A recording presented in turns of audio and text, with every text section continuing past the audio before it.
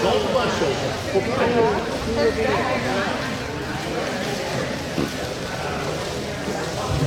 morning. Say, welcome to the Evansville Wartime Museum. We've got a good program today. Donna was just telling you about the bus trip touring Evansville. It'll be a good program. If you would, at this time, if you'd bow your heads, we'll have a morning prayer.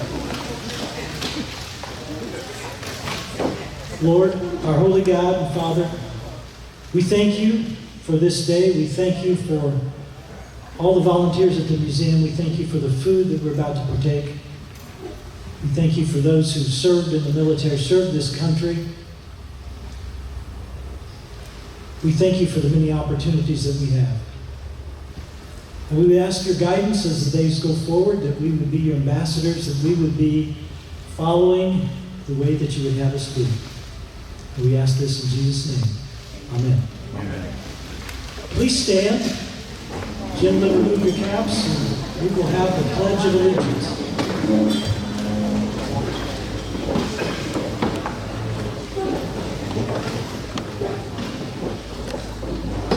I pledge allegiance to the flag of the United States of America and to the republic for which it stands, one nation, under God, indivisible, with liberty and justice for all. There ahead, please lead us in the national anthem.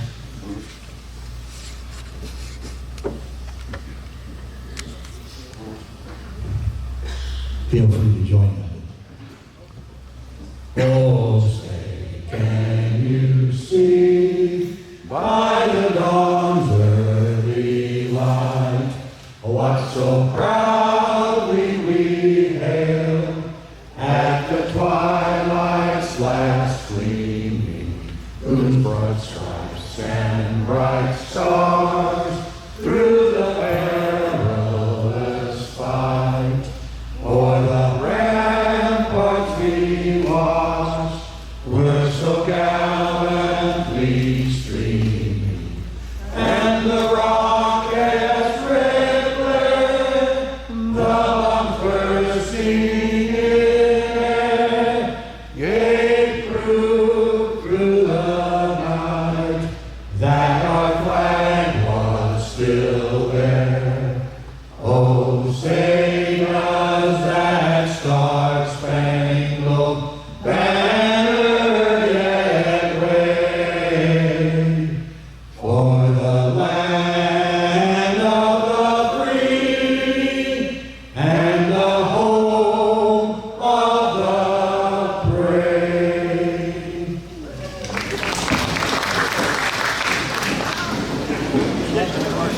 Thank you, Larry.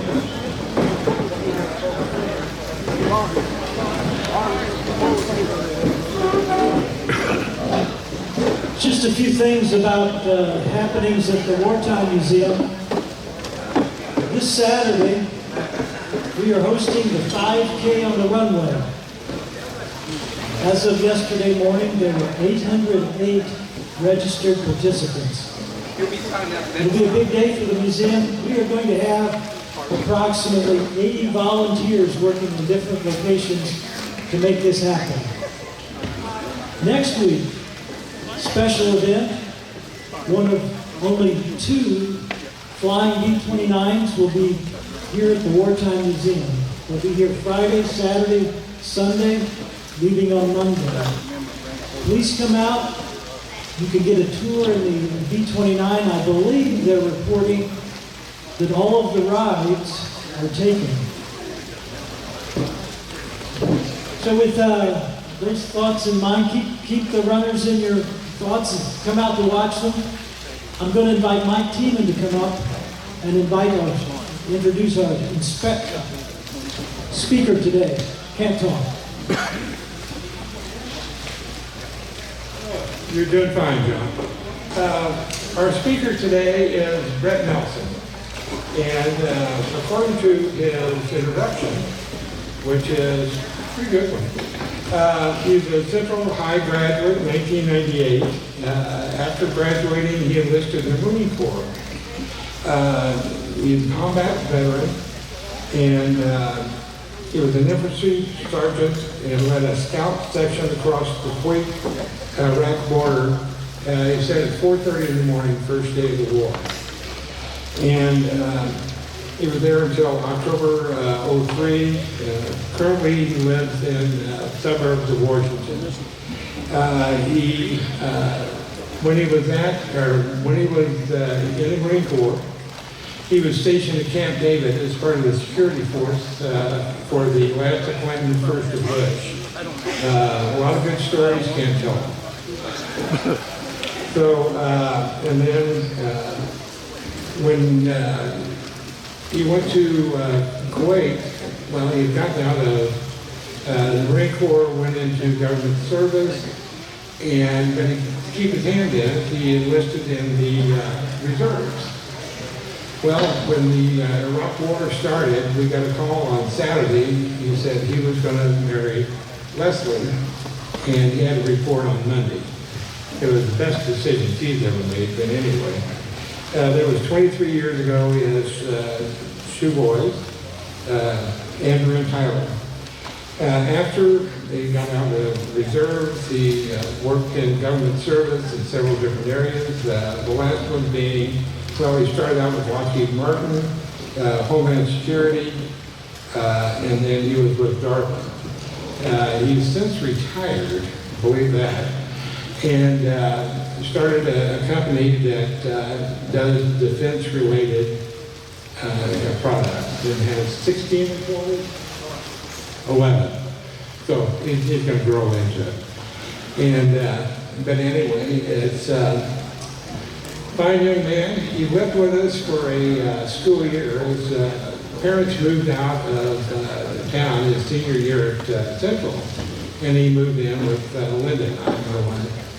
And we'll tell you a lot about that, but the statute of limitations is still in place. So, with no further ado, I'd like to introduce Brett Nelson.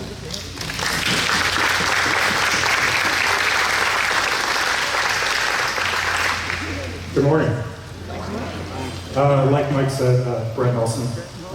Good to be here. I haven't been in Evansville for quite a while, so it's a little surreal and good to be here. So I appreciate the invitation from the museum.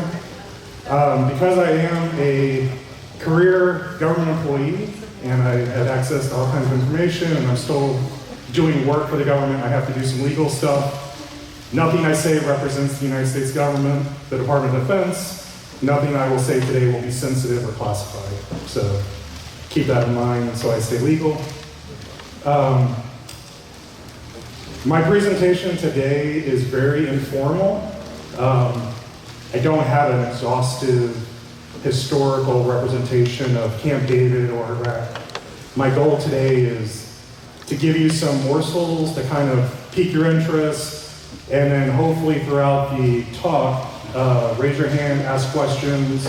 The more interactive you are, the more entertaining I am, and the less bored, the rest of the audience is. So, Camp David's an unusual place. Chances are most people haven't heard a lot about it or been there. I lived there for 2.5 years on the facility, serving 2 different presidents. I'm happy to answer any question you may have as long as it's not sensitive. There's no such thing as a silly question, so please ask your questions. I'm here for you, so you'll get out of this talk what you put into it. So don't be shy. We're all friends here. Ask questions. I think there's microphones floating around. So if anything while I'm talking piques your interest, please ask more questions, and I can dive into that further. All right. Presidential retreat at Camp David. Has everyone heard of Camp David? Oh, yeah. Okay. Has anyone been to Camp David? Okay. Oh, interesting. So that was a loaded question for my family. So we have a couple other folks over here that's been to Camp David. Was there anyone over here? All right. If I may ask, when were you there? And what capacity? Okay. CD? Okay. Awesome. Sorry, 78 to Maybe. Was that before the fence was in or after? Before the fence was installed or after? Okay, great. So, very interesting. I was not expecting other people to have been to Camp David. So it kind of threw me off guard a little bit. So my family is over here. That was to embarrass them, to raise their hand.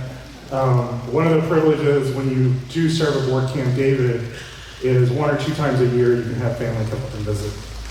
It's a pretty interesting place. The reason I asked about the fence, Camp David, if you don't know, was originally basically a summer camp for government employees in the DC area. Pre-air conditioning, so it's a little cooler, it's in the mountains. Camp David's in the middle of a national forest, so it's quite beautiful. It's about 1,880 feet elevation, the highest point on the facility. So in 1938 it was established as essentially a government employee summer camp. When Roosevelt came into office, the United States was, it's kind of the Japanese war drama was happening. Being on the presidential yacht probably wasn't a great idea in the early 40s for the President of the United States, and also with the President's health conditions, they were looking for a place that was near DC that the President could still run the government, but be more comfortable, be a little cooler.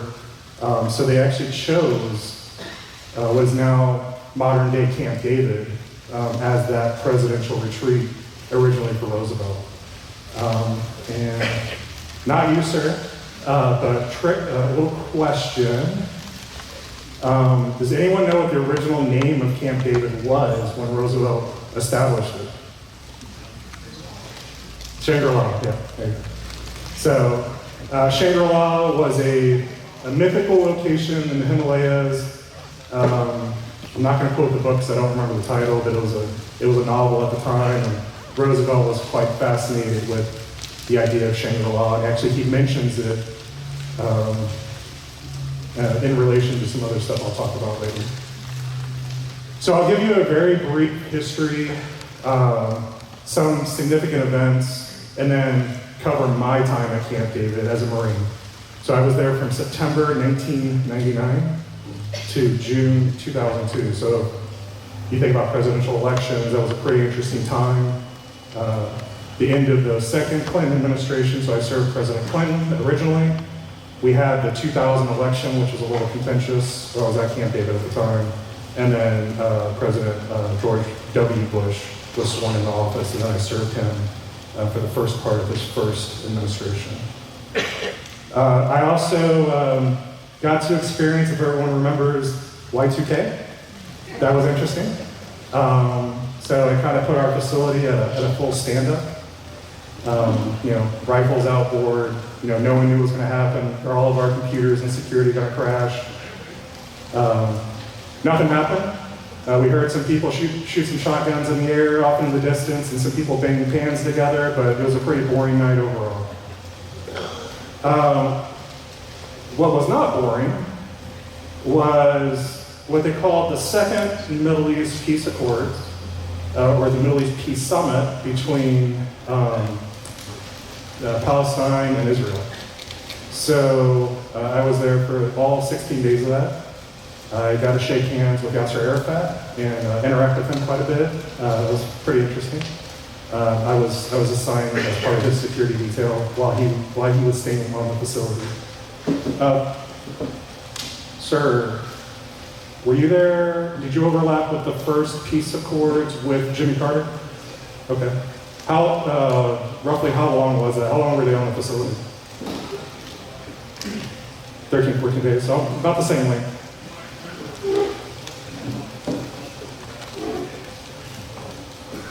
Yeah, holding them hostage on the facility. He said it was about 13 or 14 days. I do not remember the headlines because I was born in 1979. But it was something along let the Camp David 3 go because they were kind of locked in the facility. I tried to find a good picture and I could not find one. Surprisingly enough, highly secure facility, you're not allowed to take photos there. So I don't have a lot of photos from my time. But I was trying to find a photo and I was unable to, of the front gate of Camp David. And the Marines, we affectionately called it the Jurassic Park gates. If you remember the movie Jurassic Park, like when they go in, they have these giant gates that keep the T-Rex in. That's what the front gate at Camp David is like. And the Marines literally open the gates. There's no motors, nothing. It's about a 6 to 8 ton swinging gate. But we affectionately call it the Jurassic Park gate. Another interesting, so 2000 election and presidential transition, that was interesting. Again, it was an unusual experience to serve 2 presidential administrations. And then the outgoing vice president was, in the presidential election, so it was interesting times. And then also 9/11. So I was at Camp David on 9/11. Well, I was stationed at Camp David on 9/11. I was physically at Camp Lejeune attending some advanced infantry training with another friend of mine from the unit. And for a period of time, based on erroneous news reports that were happening and all the confusion, there was about a 4-hour period where I thought that pretty much every friend I had in the world had perished because there was some false reporting that the plane that crashed in Pennsylvania had actually hit Camp David. Camp David is not that big, 158 square acres. Sounds like a lot, not very big. So a commercial aircraft hitting the compound that size would be pretty devastating. So, phones didn't work. We couldn't contact our friends. It was a pretty traumatic 4-hour period. I was immediately called back. We cut our training short and had to go back the next day. So September 12th, my friend and I were on a Marine helicopter flying back from North Carolina, flew up the Potomac River past the Pentagon that was still on fire. And it was very surreal because the DC airspace is very dense with aircraft, and there was not an aircraft in the sky that we could see other than our CH-53 and a couple of F-16s that were kind of staying around us. So very, very interesting times. So again, like we talked about, Shangri-La was the original name, so same, so same kind of concept. That's what the sign looks like today. And then that's the old sign, Shangri-La. So funny enough, they kept the name, but now Shangri-La is the name of the Camp David bar. So there is a full service bar on Camp David.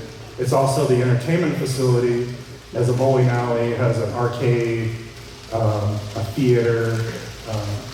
So one of the very unique experiences originally as a 19-year-old Marine kid, from Indiana, was one, standing next to Bill Clinton, the President of the United States, with a fully automatic weapon. That was a little weird. But then, 30 minutes after I got off post, watching a movie with him and his family in the theater, because part of the mission of the facility is it's one of the few places they can go to and relax. So part of our mission was not only to protect them, but it was to kind of make them feel normal and not fall all over ourselves, yes, Mr. President, no, Mr. President. You kind of left them alone. They intermingled with you.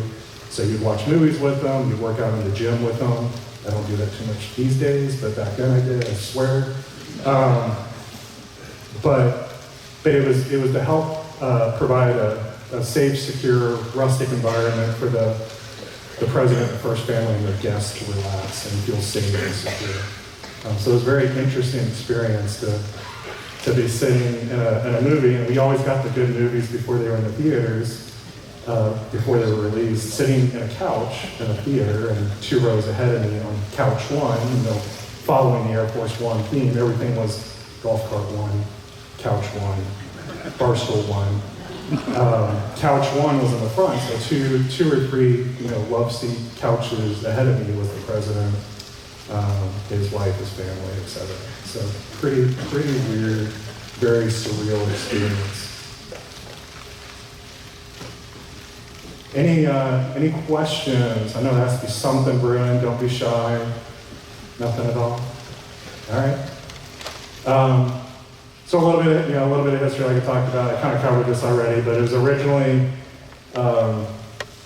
government summer camp. Roosevelt needed a place to kind of get out of the heat, relax.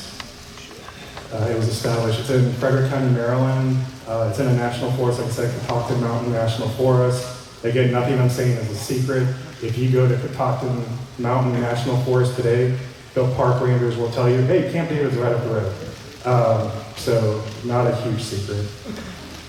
Again, a couple of photos. So Camp David is not just a resort for them to live. It is a fully functioning White House. Everything and more that the president could do at the White House, he can do or she could do from Camp David. Secure communication, video teleconferencing, hosting meetings. There's even a mini Oval Office. There's a mini Situation Room. Actually, during my time, post 9/11, when we sent U.S. forces into Afghanistan, the president actually gave the go order from Camp David. And then shortly thereafter, came and watched a movie where there was a lot of Marines there and gave us a nice little talk basically about, just want to let you know that, some of your friends might be in harm's way tonight and, think about them. So it is a fully functioning, they're not just up there for respite and play. They can do anything they can do from the White House at Camp David. It's also, and I'm not just saying this because I was a Marine protecting it, but according to the Secret Service, it's a much more secure facility than the White House. So the Secret Service kind of stress level goes down.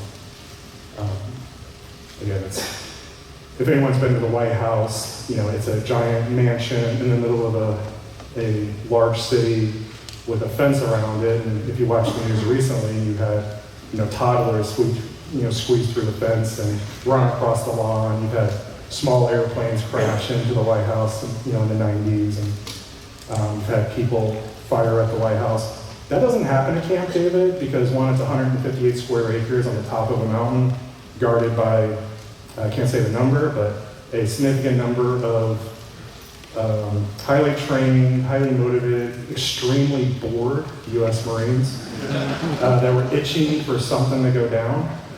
So we also had multiple security barriers, 12-foot tall fences, inclusion areas where you get trapped, clear-cut forests that were, lanes of observation and fields of fire, normal Marine stuff.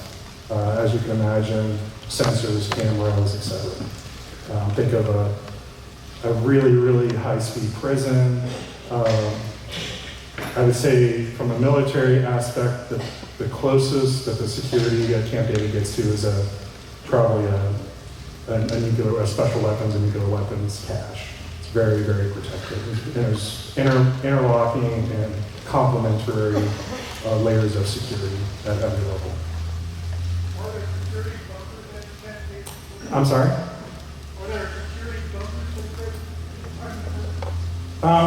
So again, we'll get into a lot of details, but everything that the White House has, Camp David has. So when it comes to the protection of the president, cabinet officials, et cetera, for the continuity of our government, every aspect is taken into consideration. So, any other questions? So the question is, can you see Camp David from the road? And the answer is, it depends. It depends on what season it is. So during the fall and the winter, you can see certain parts of it. You'll see some lights off in the distance. You might see a glimmer of a black fence. You might see, again, some very bored, stern-looking people in camouflage looking back at you. Maybe a nondescript, dark-colored SUV following you. So yeah, there's some telltale signs. The majority of the facility backs up against forest, but there is a portion that's along the road, within 100 yards or so. Yes, sir. Yes, absolutely. So the question is, it's in a national forest, but is it near a Maryland state park? And yes, it is. So Cunningham Falls State Park, which is a very nice party. Brett, if I could, Yeah. just real quick, right here.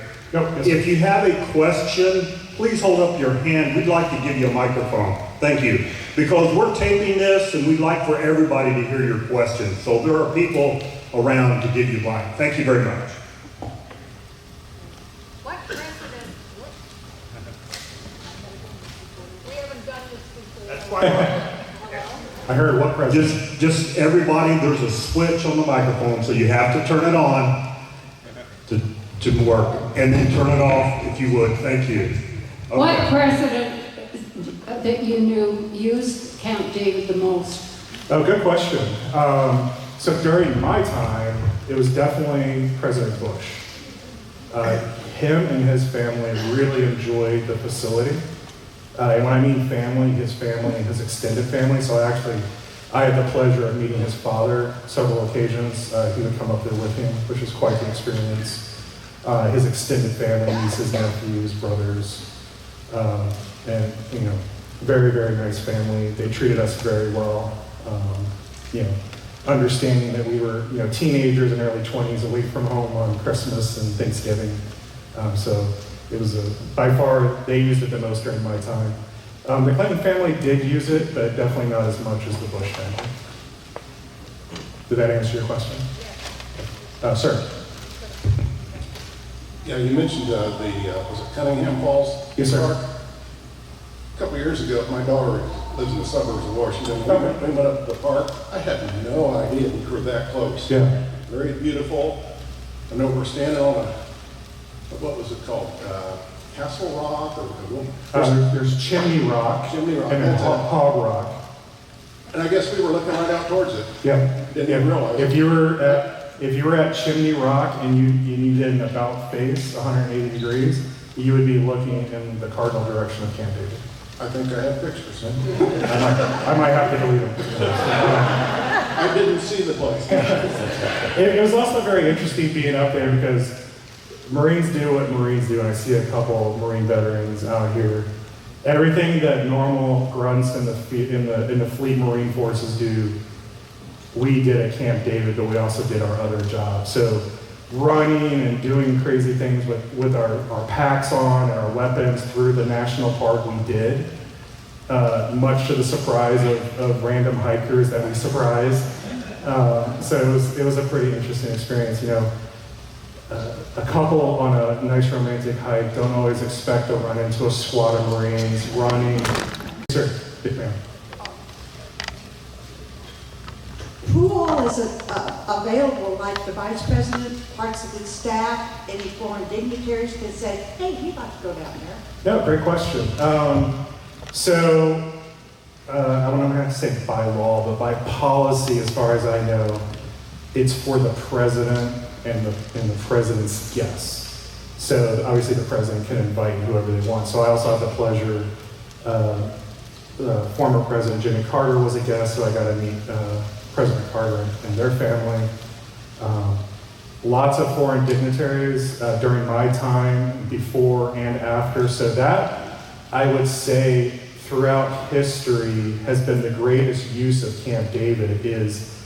It's a place to negotiate, work out treaties, try to work with allies and partners in a more relaxed environment where they can talk as people and not, the president sitting in a very powerful desk in the Oval Office. It's a much more relaxed.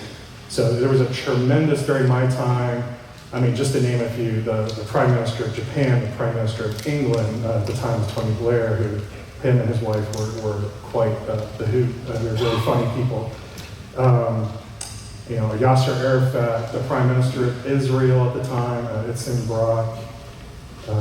Just countless world leaders came up there to negotiate and talk to the president and the cabinet to work out different things for the U.S. and their country and the world. We talked about earlier the original Camp David Accords in '79, and then again in 2000 with Clinton, Israel, and Palestine, which were very, very tense times. I would say up until October 7th, of recent history were probably some of the most tense times that Palestine and Israel were going through. So here they were, you're seeing all this stuff happen on the national stage, on the news, and then with 24 hours notice, these world leaders show up in our house essentially to negotiate what we're seeing on TV. Speaking of the Camp David Peace Summit 2000, does anyone remember there was a famous video clip that was aired live, and President Clinton, Yasser Arafat, and Hussein Barak from Israel were all coming out of the door at the same time, and they started pushing each other. So I was about 12 feet away from that situation, which probably did not come across on camera, but was a very, very tense situation for the Secret Service, the Marine Corps, security company up there, and there's also the small contingent of Shin Bet that was with the Israeli Prime Minister, and the small contingent of security that was with Yasser Arafat. So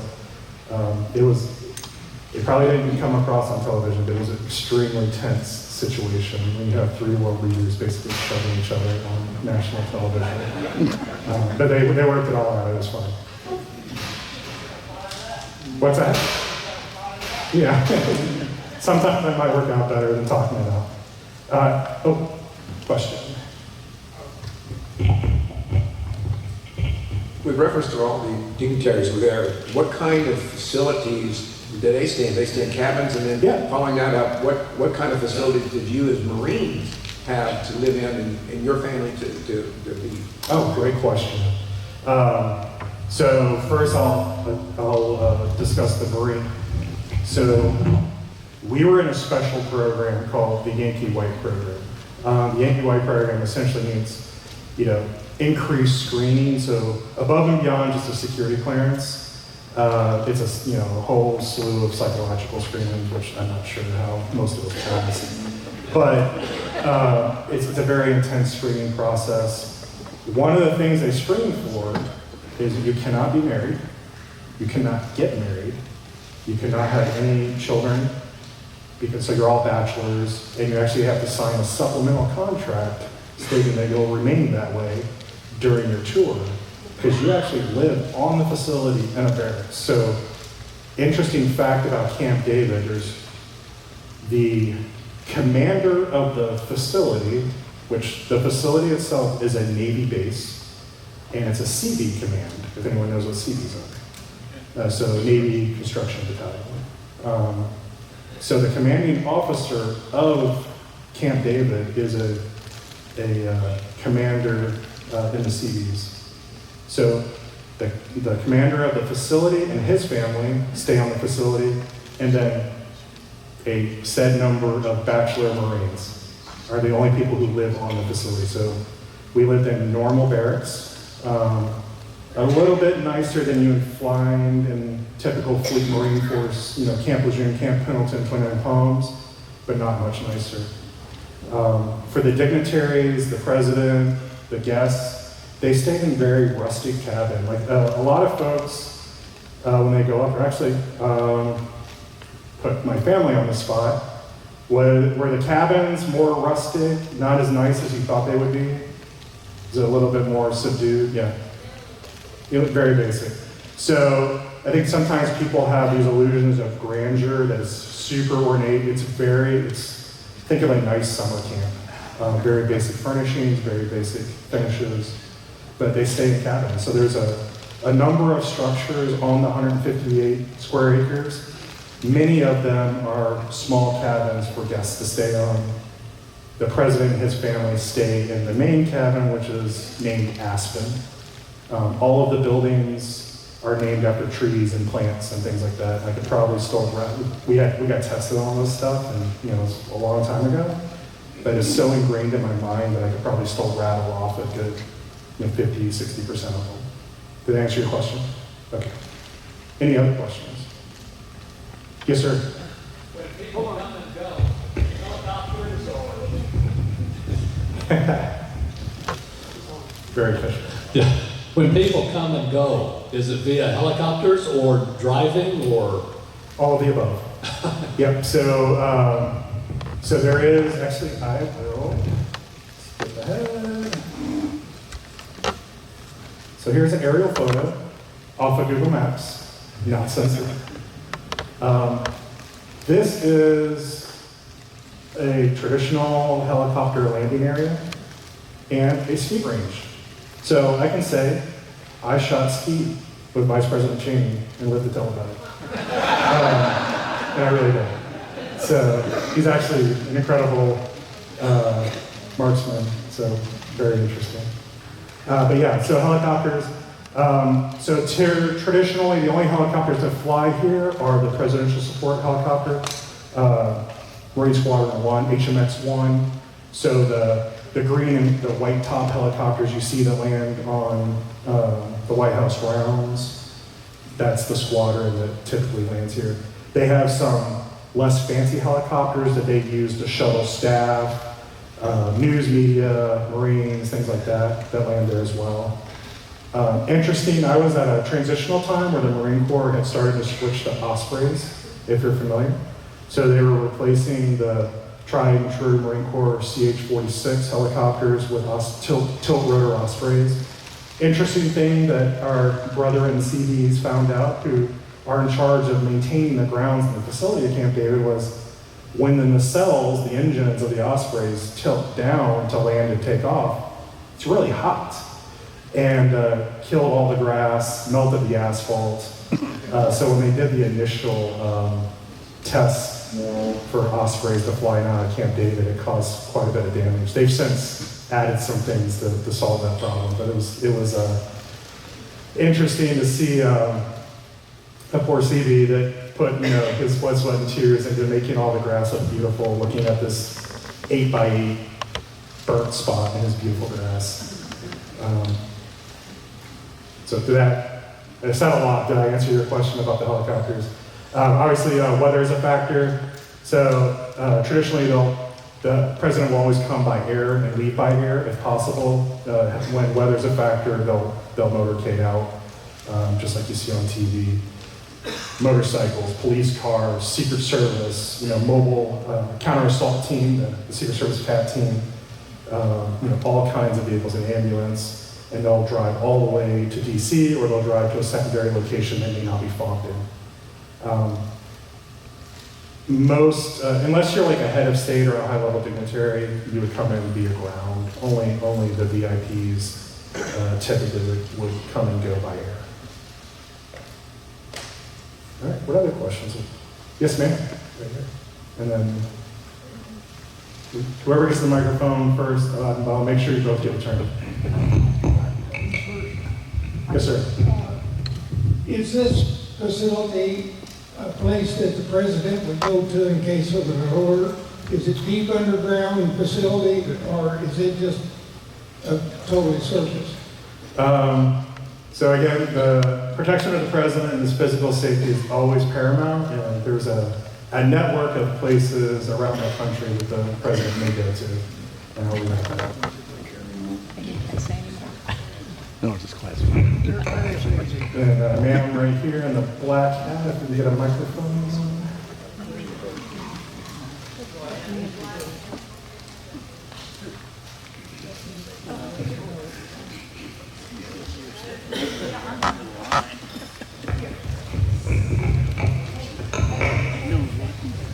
I would like to point out I was skinny at one point.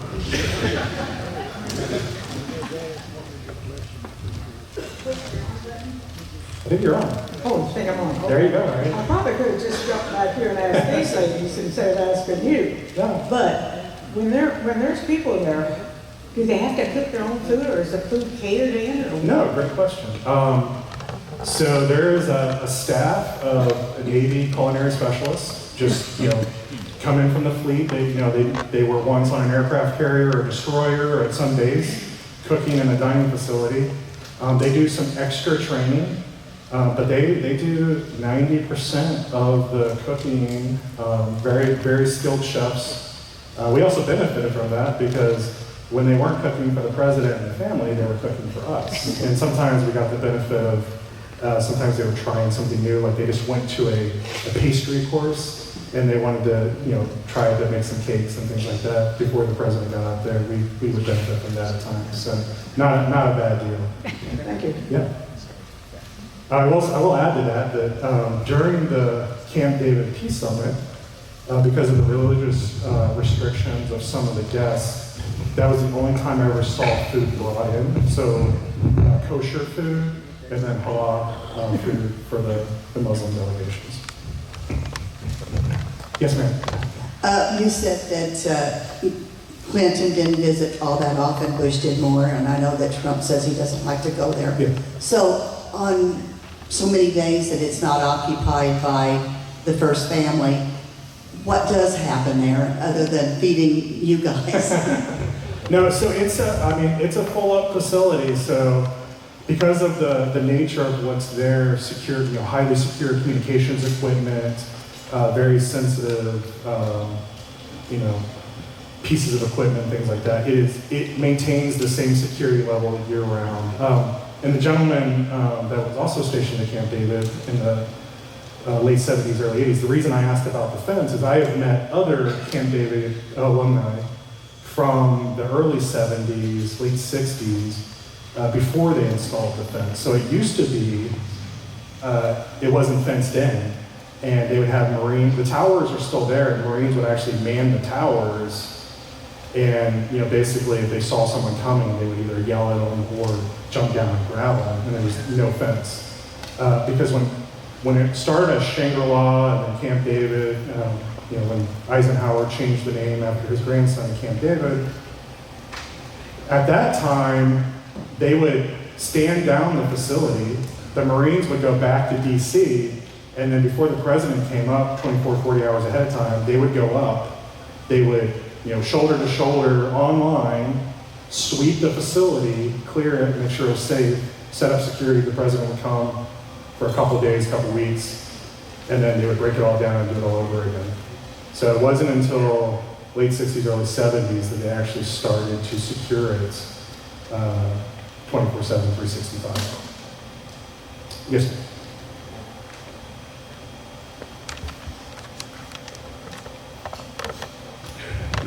How was it that you were chosen or had the opportunity to be there?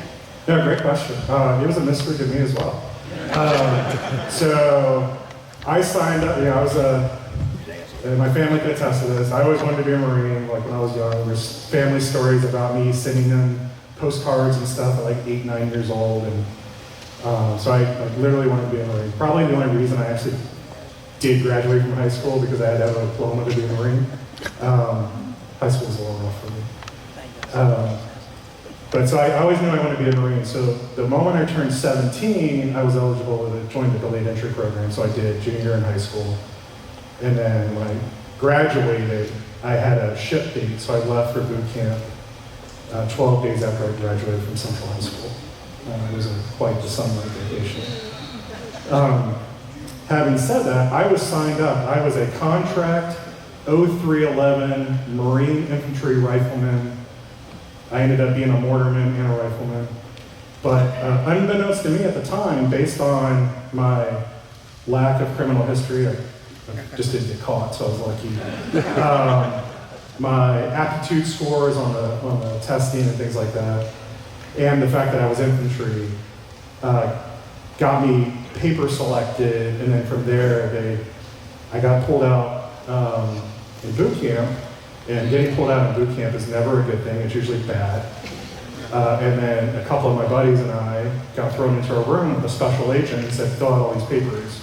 I didn't know it at the time, very young, very naive, a couple weeks out of Indiana. But it was security clearance paperwork. We weren't asking questions, he wasn't answering questions. Last we heard of it, didn't hear anything about it again. We graduated from boot camp, went to School of Infantry in Camp Lejeune. We're in the field and literally in a hole in the ground, face paint on. Sergeant comes and pulls a couple of us out. Again, never a good thing to get pulled out. So we're like, we're in trouble, what did we do? They pulled us back to the rear, they put us in an auditorium, and they started the psychological screens. We had to take all these tests, we had an interview with the psychologist, we had an interview with the board. So it started off, we got paper selected by our files. Based on our security clearance background, we made it to the next step. Based on our screenings, we made it to the next step.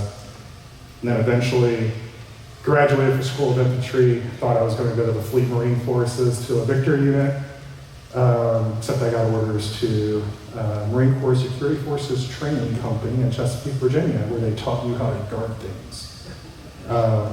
So at that school, it was actually a really good school. They taught us close quarters battle, fighting inside buildings. That's where we did our first classes on personal protection, bodyguard work, and also how to defend and retake captured nuclear weapons, because the Marine Corps does have a special weapons mission for Navy submarines and things like that. So that was just to get us training, and then that started the pipeline to get up to Camp David. We had another stop at Marine Barracks 8 to 9, where we had to wait for our security clearances to hit, and then we had 2 pathways in the Yankee Way program. We could go to Marine Security Company Camp David or White House Communications Agency. So because of all of the secure comms that go with the president, National Command Authority, the briefcase, the football you see on TV, that's a real thing. I've held it, it's just a briefcase. It's basically a really secure telephone. There's a whole communications agency that enables that whole mission. So that's called the House Communications Agency, or WACA. So that was one of the pathways. So it's kind of like a food fight. The senior Marine NCOs fight over who they want where. I ended up going to Camp David. So a lot of my friends went to the White House Communications Agency. Yes, sir.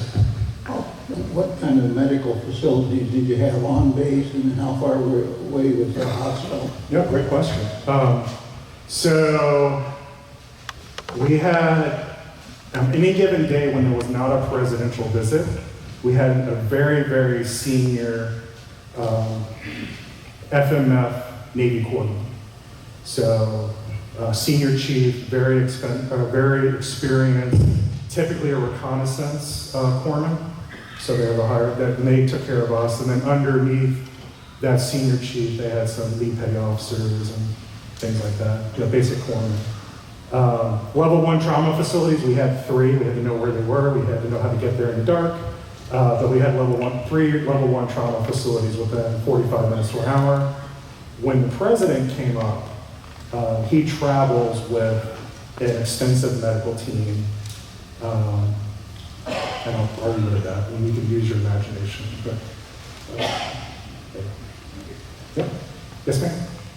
When you were talking about how you got this opportunity, at any point along the way, did you have an opportunity to express a preference or make a choice? Marine Corps is not real big on choice. No, you didn't. You had an opportunity to say yes or no, I want to go into the program. After that, you're yours. It was originally an 18-month commitment. But as you can imagine, with the clearance, the background, the criminal, it was hard to get people through that process. So I ended up being up there for 2.5 years. We affectionately say, it's the only prison where the prisoners guard themselves. So the luster, my personal experience, not the views of the United States government or Department of Defense, my personal views are the luster of being up there kind of wore off after about 8 months. You're like, great, you're the prime minister of what country, whatever. Looking back at it now that I'm older, it was a super unique experience, but as a 19, 20-year-old kid, when the closest place to go out and meet a girl or go to the bar is about a 45-minute drive. By the way, you're on recall, and depending on what status you're on, you can only go 30 minutes away. But I was, Mike mentioned my wife. I was lucky enough to meet my wife one night out in town in Gettysburg, Pennsylvania. She was a college student. The rest is history. So she still puts up with me to this day. So probably the best thing that happened to me at Camp David. Yes, ma'am. Are there trails through the woods, and does the president ever take some foreign dignitary just on a walk through the woods to top things up? You are an expert diplomat. Yes. So that is 100% a thing. Lots of trails on and off the facility. And again, as a young Marine looking in, I was always very curious, like standing on, it's kind of interesting when you're on the periphery, standing up against the wall where all these things are happening, and people don't really pay attention to you, but you can pay attention to them. So you see some of these techniques where they're trying to put people at ease. Hey, let's just go for a walk. Let's go over here. There's not a golf course. There's a misnomer. There's a golf course on Camp David. There's a putting green. Hey, let's go putt some balls. So it's just a way. It's a way for these politicians and these world leaders to let their guard down, relax, relate to one another, and maybe work out some business. But yeah, using the facilities and the relaxed nature was a technique that I observed. Yes, ma'am.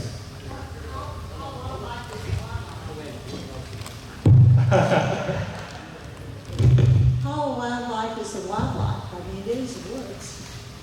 So there's a managed herd of deer inside the extensive fencing. If I remember right, it was about 12 deer, not a care in the world. We would be out on the perimeter at night in our vehicles, and you would look over and there'd be like a really nice, hefty, like 8-point buck just looking at you. Didn't care that you were there because he knew he was safe. It was actually interesting. They were all tagged, and the Park Service would come up usually about once a year, tranquilize them, tag them, vaccinate them, things like that. It was a managed herd, and then normal small animals, rabbits, chipmunks, squirrels, etc. I had one experience when I was on the desk where all the cameras go to and everything, that an alarm went off and all the cameras came up, and there was a juvenile black bear shaking the fence. So you're in the mountains, so a lot of people don't realize I live right on the outskirts of Washington, D.C. There's actually bears that come down to D.C. because they follow the mountain range to the river and then follow the riverbank down. But yeah, that was my one bear story. But yeah, pretty normal. But the deer, obviously they can't get in or out, so they were taken care of. Brad, I've got a question. Simplify, by the way. Yeah. What is the current assignment time for Camp David for Marines? Good question. So I had the privilege to go up there in my government capacity. So at the time, I worked for an office that reported to the Secretary of Defense, and the word got out that I'd been in Camp David, and I lived there, and I knew it like the back of my hand. So my boss volunteered me to basically be the advance for the Secretary the Secretary of Defense, at the request of the President, having a very important meeting up there with all the combatant commanders. So I led a contingent of the Secretary of Staff, communications team, et cetera, up to Camp David. So I got to go back up in 2016, which was the first time I've been back up there since 2002.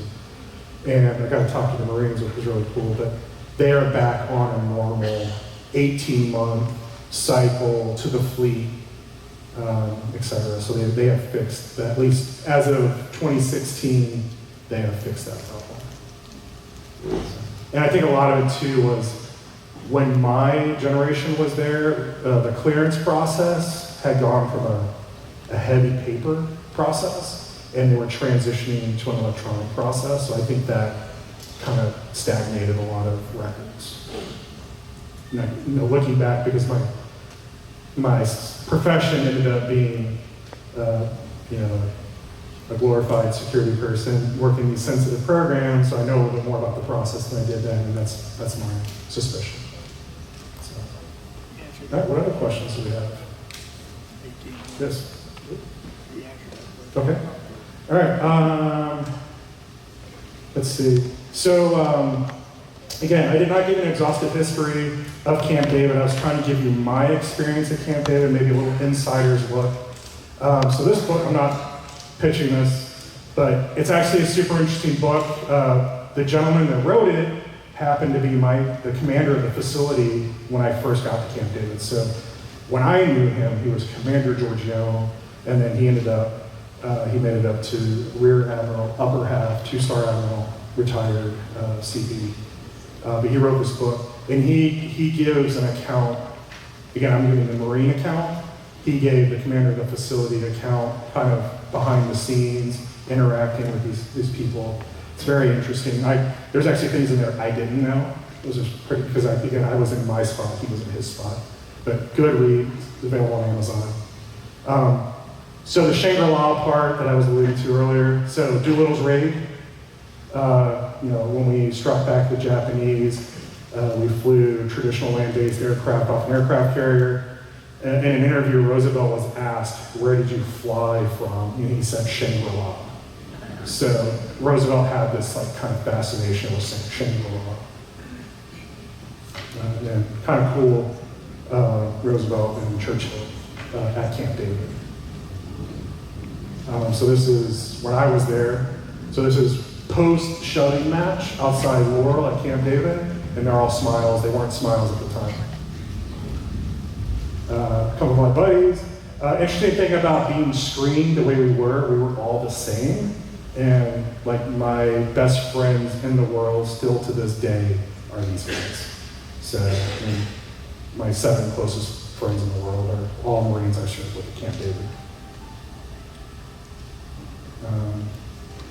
This was the Clintons' last day in office. Take a group photo. That's me serving the yellow. Sorry. This was before cell phone cameras, etc. It looks like they took the photo with a potato. But that is me in yellow. Interesting, this was right after the Eagles gave a private concert. So this is in the helicopter hangar. So we got to see the Eagles live. It was kind of cool. And then contraband at the time, we're not allowed cameras, but I did take one photo while I was at Camp David for my then girlfriend, now wife. So this statute of limitations is over. I'm not going to get in trouble, but I was not supposed to take this photo. This was inside my barracks, and I was getting ready for duty. So it's like the one candid photo I have of myself at Camp David. Okay. I think I will stop here to make sure everyone gets on the bus. Thank you for all the questions. I think it makes it a lot more exciting.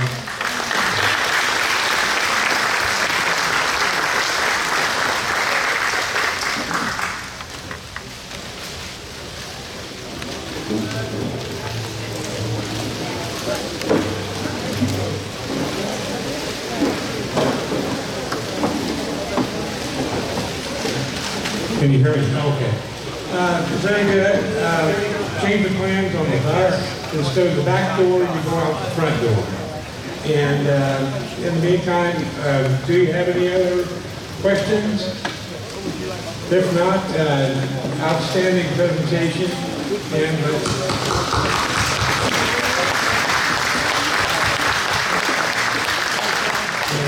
see everybody in 2 weeks.